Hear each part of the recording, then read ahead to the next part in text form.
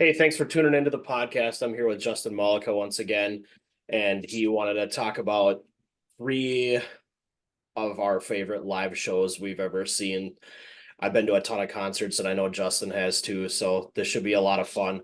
I'll start first. I put mine in chronological order. They're not in order of my favorite because I don't know how I would be able to pick a favorite one, and it would probably change week to week. But my first one, again, starting in chronological order, would be Summer Sanitarium 2003, which was on July 27th, 2003, at the Metrodome. And it was Metallica was first on the bill, and Linkin Park, Deftones, Limp Bizkit, and Mudvayne. And I know you're a big Linkin Park fan. This was the first time that I saw them live. I don't exactly remember the concert order. I think Mudvayne went first, and then Deftones were supposed to go second, and they were moving the amps on stage, and then they started moving stuff off, and all of a sudden the stuff came on stage from the Meteora set, and I was going, this isn't right. And what happened was Chino had some situation and had to go to the hospital, and they Deftones canceled their set, which was a real bummer. But then they played later on that fall at Roy Wilkins, and I went to that tour. So it sucked at the time, but I'm sure they were going to play a pretty short set anyhow. And then Linkin Park went on and absolutely killed it. And then Limp Bizkit was great too, and then of course Metallica is Metallica, and I've seen them twice. I don't think I could justify paying for their ticket prices these days, but I'm thankful I got to see them once in 19 no right when it turned 2000, because I remember we were worried about the Y2K scare. We're like, oh, is the power going to be on? And then I saw him again in '03. So that's my first one, Summer Sanitarium '03. Cool. Yeah. That one actually kind of holds a special place in my heart too, because even though I didn't go see that show, like you said, I'm a huge Linkin Park fan, and their first live CD, DVD that they ever put out was from that tour. It was when their shows down in Texas. So yeah, very familiar with the set that they put on and everything. And that would have been a show to see for sure. All those bands were in their peak at that time, and that would have been a sweet one to see, especially at the Metrodome, sixty Yep. thousand people, I'm sure. Absolutely. We weren't on the floor. We had actual seats, but yeah, Sure. it was incredible. That's awesome. Yeah, I wasn't really sure what order to put mine in. But the first one I'll start with, just because it's I'll just start with this one. I saw Foo Fighters and Royal Blood at the XL Energy Center. I think it was in like 2016 or something like that. And I was excited to see both bands. I'm not sure how familiar you are with Royal Blood, I've but they're never heard from, of them. so they're a band from, I believe they're from Europe. Don't quote me on that, but I'm pretty sure they're from Europe. But it's two guys. It's a guitarist and a drummer, and the drummer sings a little bit, but it's mostly the guitarist, and he runs his guitars through a setup in some way where it makes it sound like it's a bass guitar and a six-string guitar all at once. And their set was so cool because the XL Energy Center seats like what 18,000 people or whatever, and it was sold out. And it was all this. The other stage was a drum kit, a simple drum kit, and like the dude with his guitar, and that was it. And it was just so simple, but like if you would have closed your eyes, you would have swore it was a six-piece band playing. They just filled the room and they just rocked so hard. They kind of do like a not like synth, but like they kind of have their own unique sound, but they just did it in a really cool way. And nice, like the effect. Yeah, sorry, it's like my face is all bright here. No, Keep you're talking. good. And yeah, so that was awesome. And then Foo Fighters went on, and I'd never seen them before. They're one of my bucket list bands that I had to see sometime. Luckily, Yeah. I saw them before Taylor Hawkins passed away. But just every guy in that band is just awesome. Got to see Pat Smear from Nirvana, back in the later Nirvana days, and just all those guys were awesome. And Dave, that was the tour where he had a broken leg, so Yep. he was sitting on like a throne. I think it was like Axl Rose's or something. He borrowed it for the tour or something. They played for 3 hours, man. They just killed it. It was just, if you like just good old fashioned rock and roll, like they just they were awesome. I was so glad I got to see him, and they put on such a live, energetic show. It was cool. It was really awesome. I don't know how you can not like Foo Fighters and Dave Grohl. He just seems like the coolest guy ever. Yeah, I've s- he was doing such great crowd work, and like one part of the show, he started talking about. I don't know if you know this, but Nirvana, their last album in utero, they recorded it in I think Cannon Falls. yeah, I knew And, it was in Minnesota. It's called yep, Pachyderm yeah, Studios. yeah, exactly. And Mhm. he went on like a fifth. He was telling stories about when they were recording there and whatever. And it was just cool. He was such a he played the crowd so well, but like it was everybody there was dancing and having fun. It was an awesome time. I haven't seen Foo Fighters live. I would love to. I've seen the YouTube video when he actually falls and breaks his leg, and I'm sure Yep. you've watched it too. But Yep. in true Dave Grohl fashion, he finished the show, and there was Yep. a guy like the ambulance guy stabilized his leg, and they Yep. didn't Taylor Hawkins's group. He was in like a cover band called Chevy Metal, Yep. and Yep. they Exactly. played, and yeah, that was Yeah. yes, I've seen that footage. Yeah. I was gonna say something else about Foo Fighters too, but it's escaped me. But yeah, awesome. I would love to see them live one day too, for sure. Sure. Okay, number two, yellow card played at the UMD softball field my freshman year. Wait, no, sophomore year, September 12th, 2006. I know a band called Emery opened. They were pretty cool. They're kind of like a post-hardcore screamo. I think it may be like a Christian rock kind of thing, but they were pretty awesome and energetic. Love Yellow Card. We Ocean Avenue had been out for a few years. I remember the set being pretty heavily with Ocean Avenue tunes. It was an outdoor show. I had a night class that year of college called Logic. And believe it or not, I only skipped class in college, I think twice. Oh. Because I just thought if I'm paying for this stuff, I'm gonna go regardless of what shape I'm in, and we won't get into that too much. But so this was the first time I skipped class, and I ended up actually failing that class. It was called Logic, and I know it's like, haha, you failed the logic course, but it's not. It's all these abstract problems, and we were talking about having to limit the universe to that of which is X. And I was so frustrated because I had a roommate that never went to it, and he just it made sense.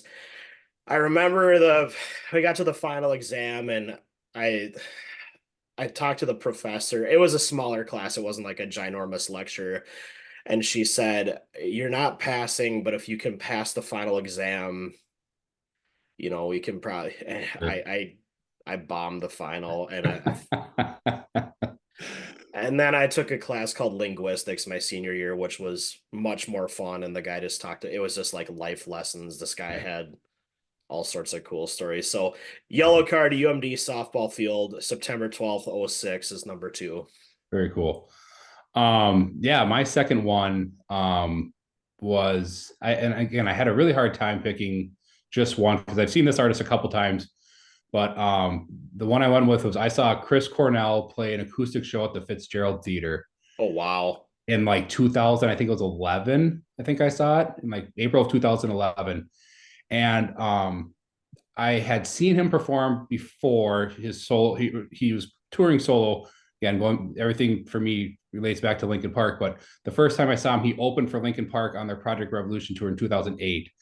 And I don't know if you've ever seen the videos, but Chester came out and sang "Hunger Strike" with Chris's band, and then Oh, I love that song. yeah, and then Chris came out and sang "Crawling" with Linkin Park. And I was always aware of who he was and like Soundgarden and Audio Slave and Temple, just all that Temple the Dog stuff. But that was like the first time I saw. I was like, holy crap, this is. I'm like, I gotta see him every time he comes to town now. When he came to town, he did like an acoustic show, and it was just him on a bar stool with like a guitar, and that was it. And he played for like 2 hours, and he played Soundgarden stuff, Audio Slave stuff. He had just put out an album, and I don't know if you remember. Do you remember the producer Timberland?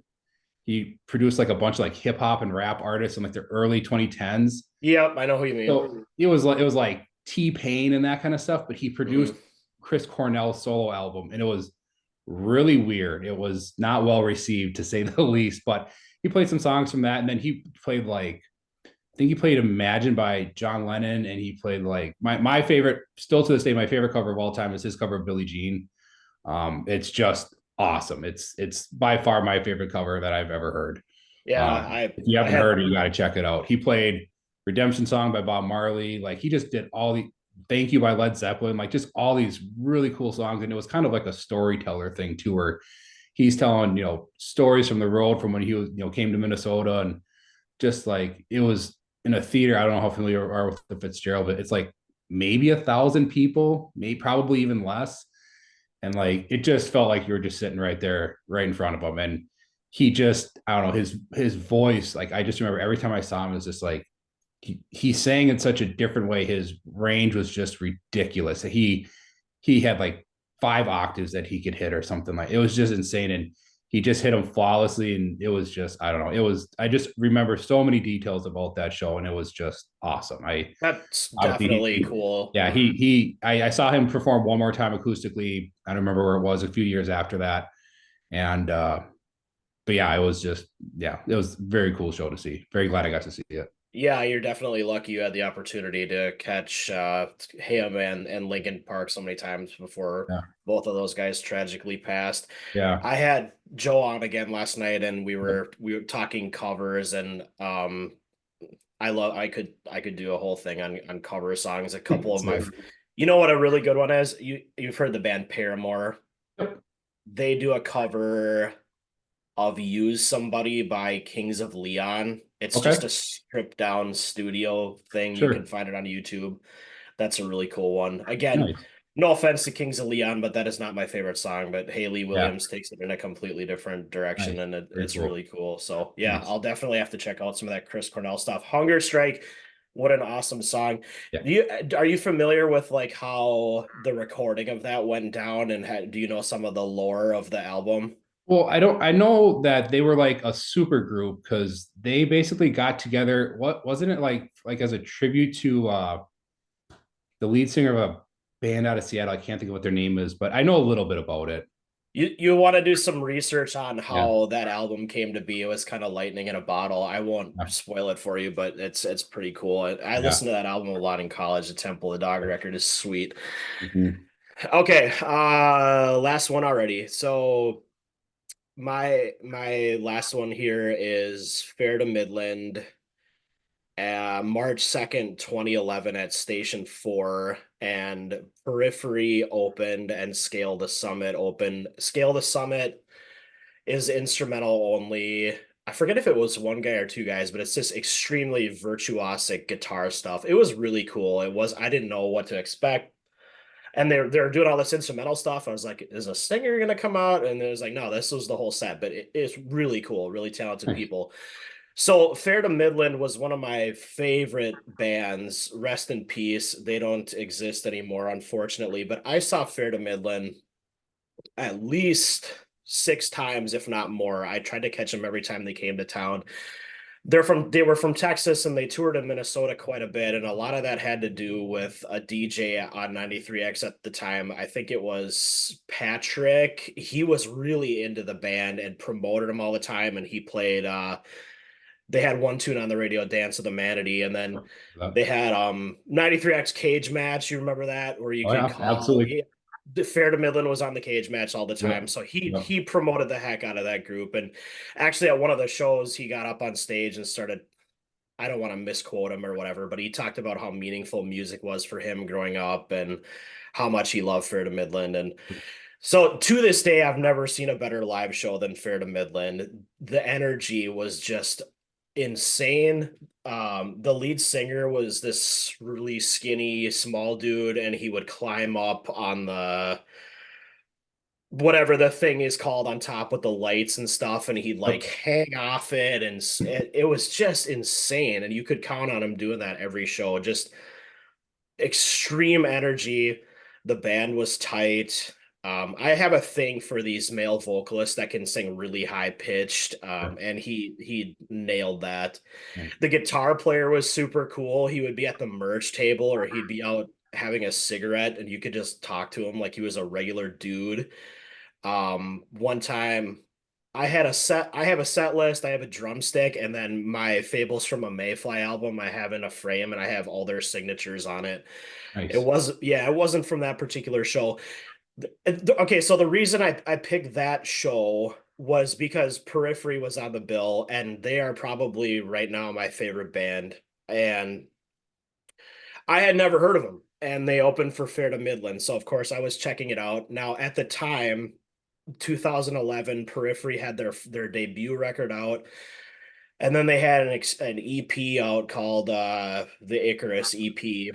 And the lineup of the band is vastly different now from what it was then. But I just remember sitting listening to this opening act. There were three dudes on stage all playing guitar. There was a bassist. The drummer is this big, tall guy, and he had this very tiny kid. Like, I don't even think he played a rack tom at the time. It was just like a Hmm. snare and a couple floor toms, and it just got this absolutely massive sound out of this tiny drum kit. And it was like it was unlike anything I had ever heard. And then of course I went home and I started listening to Yeah. Periphery right away, and the rest is history. I've seen them a bunch of times. They've evolved so much. A hard thing about that band is they put out a record, and then the one that they put out after it is just so much better than the one before it. And they just constantly, it's like, when are they going to be able to quit? Because yeah, they get better and better. So that's why I picked that particular Fair to Midland show, is because it was the first time that I had heard Periphery. And yeah, that's I'm looking through my notes here. I think that's it. That Cool. covers Awesome.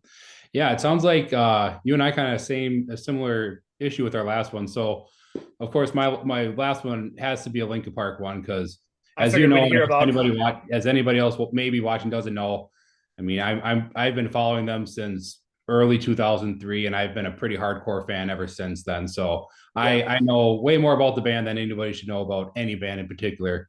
But so I saw them 7 times. I got to meet them. I got to, all kinds. I saw so many cool shows that they did.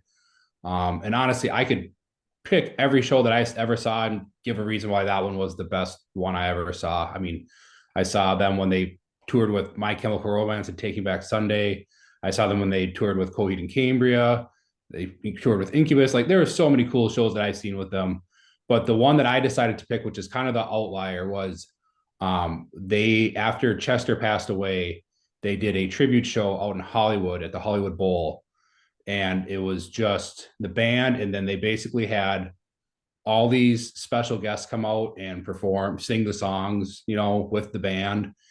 And it was just like the coolest experience because we got out there the day of the show, and like the whole town was just flooded with like people wearing Linkin Park merch, and just every you could just tell like Linkin Park had ascended on the town. And it was like you're seeing people from all over the world. I talked to somebody from like India or something like that, just all these crazy things. And the experience was just so cool. And then we got to see all these amazing artists like come out and sing these Linkin Park songs. One that you mentioned, Ryan Key from Yellow Card was there. He sang on Shadow of the Day. And Mhm. like they had like the most random artists there. Like Alanis Morissette was there, which was a total surprise. But they had guys from System of Down, Korn, Ollie from Bring Me the Horizon was there. Jeremy from A Day to Remember was there. Avenged Sevenfold was there. Like just all these, some 41, Blink 182, they were all there. No Doubt, other minus Gwen Stefani, like just all these amazing artists, and they're singing on all these songs. And it was just so cool because like you heard them performed in just ways they had never been performed before. But like there was like a moment in the show where like it kind of dawned on me that like you have all these world class, vocalists just singing on these songs, and like to me it just wasn't Chester. Like it was they were doing a great cover, but like it just wasn't him, and it gave me like a weird appreciation after he was gone of like how great of a vocalist he was. He just had a way about him. He just had that voice that is just so recognizable and in my opinion iconic. And it was just like, even though these guys were world class, like, I mean, I'm not knocking them. They did an amazing job and it was really cool to hear them, but it just gave me this really cool appreciation and just kind of just see that all these artists out there like really appreciated his work and were, big fans of his was really cool. And then there was a moment in the show, it was right at the beginning, the lights dim and like it's super somber, like, it's just kind of, you could hear a a pin drop. It was just quiet. And then the band comes out and they're just singing these super somber songs. And they played this like 4-song medley. And they got to this one song. It's a really deep cut, and they had never played it live before. And like you're talking on your last episode, like when that G hits on the Black Welcome Parade. to, yeah, yeah. Yep, exactly. When the first note of this song hit, I'm just like, I never got emotional about Chester's passing. And when that first note hit, like there was just my guts just were knots. Like I just was fighting back tears and like, because there's a line in the song. It's I'm gonna try to remember, not butcher, but it's weep not for roads untraveled, weep not for sights left unseen. May your love never end. And if you need a friend, there's a seat here alongside me. And it was just like, I swear 3/4 of the audience was just bawling at that point Yeah. because it was such an emotional like pinnacle. Like Mike Shinoda, the other vocalist, he was like, his voice was cracking, and it was just like, it's a moment. Like I remember so many details about that moment, and like it was just something I'll remember forever. And Yeah. so for that reason alone, but for all the other reasons I mentioned too, like that's why I had to go with that one, just because it was such a unique thing. Obviously, I hope if you're a big fan of a band that you don't have to experience a show like that, but even though, with the circumstances, it was still amazing show to see. Yeah, that's awesome. Speaking of covers, quick, Periphery covered Shadow of the Day. If you haven't heard that, that's Oh no, I interesting. did not know that. Oh, that's Yeah, awesome. definitely want to check that out. For Spencer does a sure. cool rendition of it.